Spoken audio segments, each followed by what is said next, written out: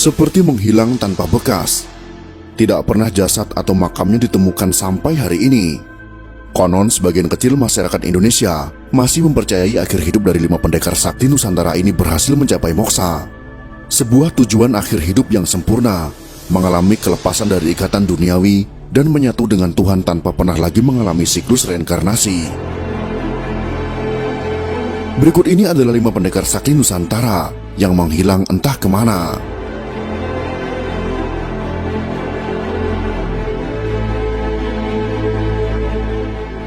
Misteri kematian Gajah Mada.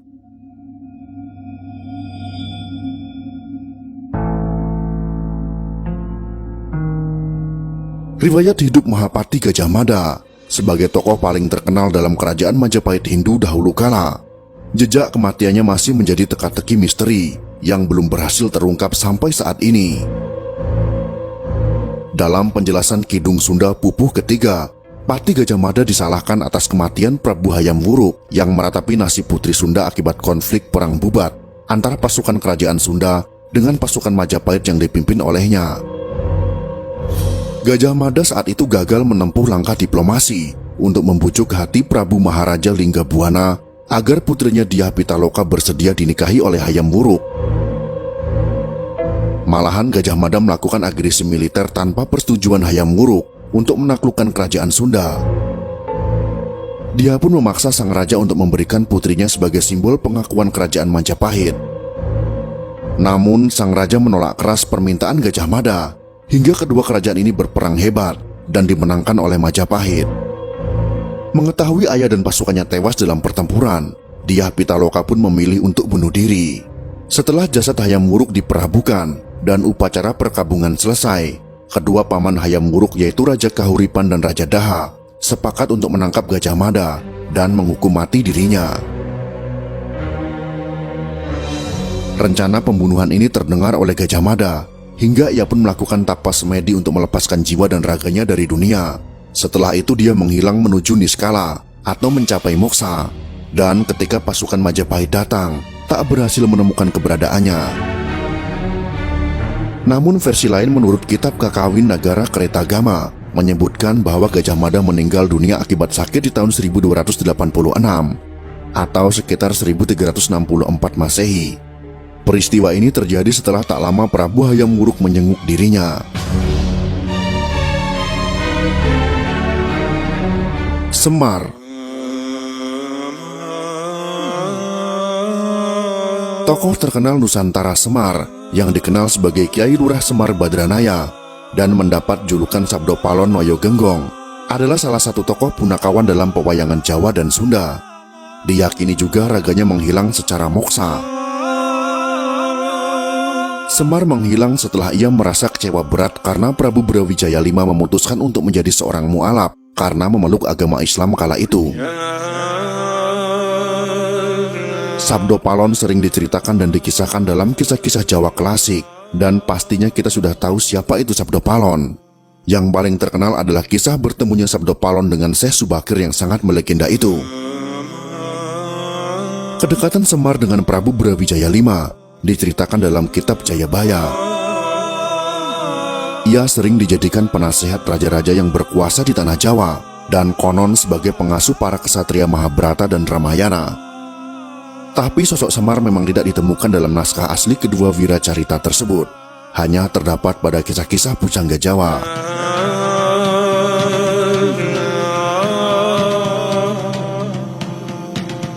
Prabu Siliwangi.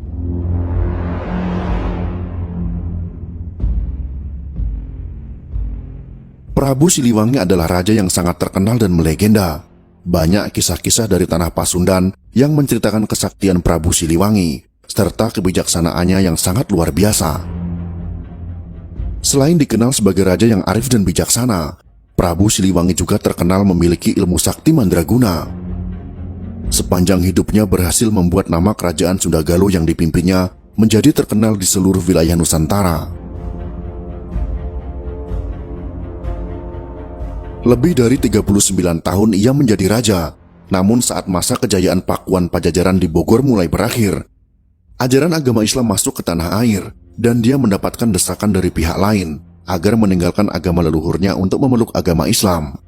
Dalam kisah yang berkembang, pihak lain tersebut adalah anaknya sendiri yaitu Raden Kian Santang yang ingin mengajak ayahnya untuk ikut memeluk agama Islam yang memang mulai berkembang di Pulau Jawa. Di masa-masa sulit itu, Prabu Siliwangi akhirnya memutuskan untuk melakukan tapa brata mencapai moksa. Sebelum ia pergi meninggalkan kerajaannya, sang Prabu hanya berpesan kepada keluarga dan para pengikutnya untuk bebas memilih agama menurut keyakinan mereka sendiri, tanpa harus mengikuti jejak hidupnya. Akan tetapi ada versi lain yang mengisahkan Prabu Siliwangi sudah memeluk agama Islam dan menikahi Nyai Subang Larang yang merupakan salah satu santri dari pesantren Syekh Kuro. Syekh Kuro sendiri adalah seorang ulama besar yang lahir sebelum era Wali Songo yang berperan penting dalam penyebaran agama Islam di Jawa Barat. Sedangkan dari pernikahan Prabu Siliwangi dengan Nyai Subang Larang tersebut, menurunkan anak salah satunya adalah Raden Kian Santang yang juga dikenal dengan Syekh Sunan Rohmat Suci. Prabu Brawijaya V.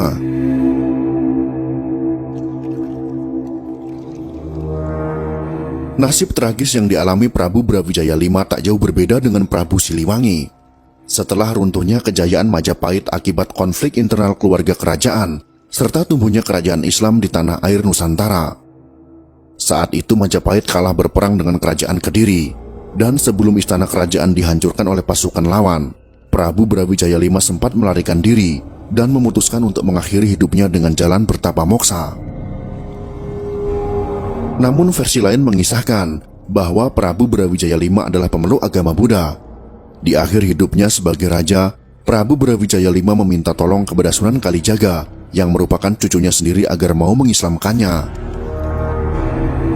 Setelah menjadi mu'alaf, ia pun melanjutkan tapa brata tingkat akhir, mengasingkan diri di dalam goa Gunung Lawu, dan dikabarkan ia berhasil mencapai moksa karena jasad dan kuburannya tak pernah ditemukan.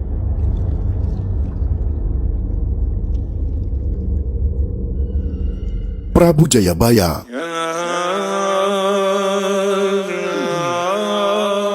Kisah Prabu Jayabaya yang memiliki gelar Sri Maharaja Sang Mapanji Jayabaya Sri Warmeswara, Madusudana, Awatari Nindita, Sutri Singga, Parakrama, Utungga Dewa, adalah seorang raja Kediri yang memerintah di tahun 1135 sampai dengan tahun 1157 Masehi. Ia adalah salah satu pewaris tahta Prabu Airlangga. Jayabaya sering terlibat perseteruan dengan saudaranya sendiri, yaitu Jayasaba. Hingga kedua raja ini berperang dengan membawa masing-masing pasukan kerajaan mereka. Namun dalam pertempuran hebat tersebut, Jayasaba mengalami kekalahan. Ia pun tewas terbunuh di tangan Prabu Jayabaya. Akhirnya tampuk pimpinan saudaranya berhasil ia rebut, dan seluruh wilayah di Jawa Timur berada di bawah kekuasaannya.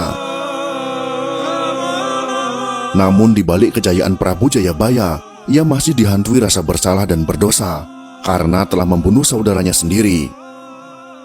Penyesalan ini semakin berlarut-larut hingga akhirnya ia memutuskan untuk meninggalkan kerajaan Kediri yang ia pimpin. Setelah itu ia melakukan tapa keras selama bertahun-tahun di sebuah tempat rahasia yang berada di desa Menang Kediri untuk mencapai moksa. Karena diketahui kesaktian yang dimiliki oleh Prabu Jayabaya membuat dirinya sulit untuk meninggal dunia, dan hanya menempuh moksa sajalah sebagai jalan satu-satunya untuk mengakhiri hidupnya. Itulah 5 pendekar asli Nusantara yang diyakini moksa oleh sebagian orang. Bagaimana pendapat kalian? Silahkan tuliskan di kolom komentar. Jika kalian suka dengan video ini, silahkan berikan jempol ke atas. Dan jika kalian menganggap video ini bermanfaat, maka bagikanlah untuk teman-teman Anda yang lain. Terima kasih sudah menonton.